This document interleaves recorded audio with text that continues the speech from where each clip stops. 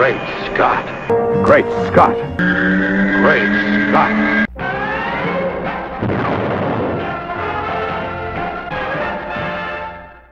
Hello everyone and welcome to another fabulous episode of Great Scott. I'm Scotty V. Thanks for watching. So the premiere of Krypton was on last week, and as we approached the second episode of the series, I wanted to cover my thoughts on the premiere episode. I'm wearing my Kryptonian-styled Superman shirt from Man of Steel because I think it fits with the tone of the series. I'm also wearing a hoodie. You can figure that one out for yourself. One thing I wanted to talk about was the Lutherellos that Adam Strange was apparently a smoker of in the premiere. When he was in the fortress later on in the episode, he fell over and the cigarettes fell out of his pocket and they were on the ground, and if you zoom in closely you can sort of see. It ends up being very blurry, but you can make out that it says Lutherellos. And of course he's from the present time and he's gone back to Krypton in order to warn Seg-El that things are going to happen on his planet. His planet's going to be in turmoil, and that the life of his future grandson is in danger because of it all, and possibly even because of forces from our present time that might be conspiring to destroy his grandson before he can ever make it to the Earth in order to become the greatest champion the galaxy has ever seen, the universe has ever seen, the all of everything has ever seen. That's my story, and I'm sticking to it. But the cool thing about the Lutherellos is that we see that Lex Luthor is the big corporate mogul type businessman that many of us love, the type of Luthor we like to see, maybe. And we may not see any more, but it was a neat little Easter egg in there to connect to the comic book Superman universe, even though presumably we're not going to see Lex Luthor or Superman in this series. We are very, very far away from Kal-El even being born, let alone becoming Superman after Krypton blows up. And some of the rumors about storylines to come have us thinking that there's a possibility that the blowing up of the planet Krypton might not actually happen if some of these forces conspiring against Superman come to be. In other words, if Krypton doesn't blow up, Jor-El would never send Kal-El to Earth, and therefore he could never become Superman, he'd never have powers. Great things that happen then later because of him wouldn't happen. But the interesting question is, what would you do if you knew that certain people would be saved 150 years in the future, or however long it is before Superman makes it to Earth? If you knew that people you didn't know, Earthlings, other aliens, other people, other heroes, other generations would be saved, inspired, learn to do things because Superman got there. If you knew that, if you could stop Superman from getting there, it would save all life on Krypton. How many people are on Krypton? We don't really know. It does seem like a fully realized planet in a lot of ways, but it also seems like sort of a dark, underground kind of pocket society, sort of in the vein of the Donner Superman movie where they showed Krypton. They had these domed areas, and a lot of the planets seem to be unoccupied. This one seems a lot busier. There's ships, there's a lot of technology, there are high skyscrapers, and then there's the underground dwellers, the people who don't have rank or are the poor,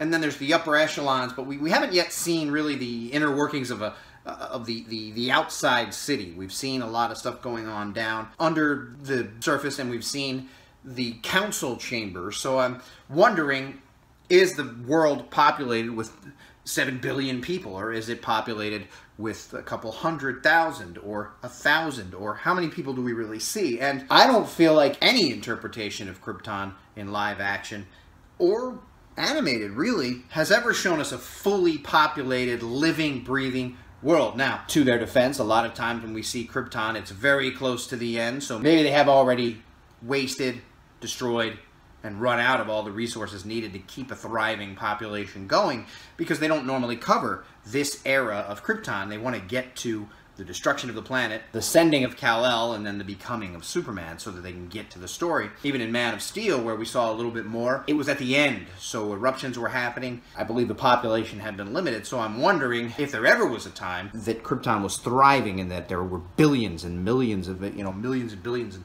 lots of people, and that they were doing really well. Because even in this version, it seems like there's a big separation and that maybe the whole planet isn't covered with people, but I guess we'll find out as it goes on. I'm interested to see that, because then we have the dilemma, the idea that saving Krypton means no Superman, but it saves all the people on Krypton. So then you go, well, oh, geez, you know, what would I do? What would you do? I don't know what I would do.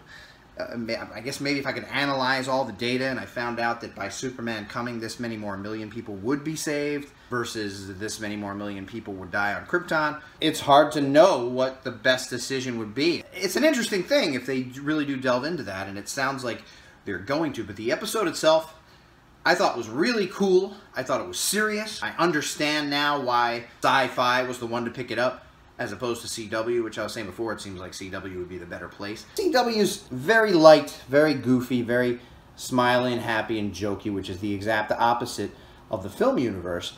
And this Krypton, while not necessarily as dark as MOS or BVS, it has darker tones and more serious tones. There are more serious implications happening. There are more serious things going on. And of course, we're talking about the death of an entire planet. I don't know how jokey that can eventually be. There were a couple of lines you could laugh at, but it wasn't a joke a minute, light and goofy and campy like the CW stuff sometimes is. And the story they're trying to tell with the seriousness of Brainiac and the reveal of what the Skull Ship looked like and how he looked, even though we've seen it in trailers when Adam Strange talked about it, it seemed more imposing, more threatening, more dangerous, and I really like it. They used the John Williams Superman theme in a couple of small spots. Smallville did the same thing. I would have liked to have seen Smallville use it more. They introduced it when Christopher Reeve came on the show in Season 3, and then they used it maybe 2 more times throughout a 10-year series. So there were a lot of episodes, and a lot of times I thought it could have been used, but it wasn't used very often.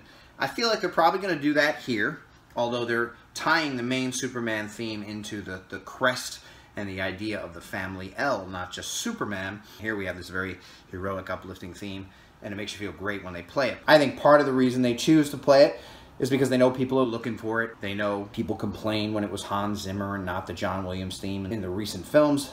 So to have it there gives you a couple of bonus points from fans who really want to see the old style stuff and hear the old style stuff. I like the Adam Strange character. I've heard people complain, how does guy get a hoodie and sneakers and jeans on Krypton? And it seems to me those people must not be paying attention to the show. He came from the future. He came from our world, so he has those type of clothes. He didn't get them on Krypton. But I think that was fairly obvious. I like Seg. Somebody mentioned the Australian accents. I guess it's a little strange unless Superman's going to come and also have an Australian accent. But on the other hand, he gets raised by the Kents in mid-America, so he would talk the way they talk, not the way Seg talked 150 years before. I'm looking forward to watching more of it. I thought it was really, really good. I thought that the quality of the effects and the obvious money they put into this, I hope they continue through the season and through the show, however long it lasts, were really great.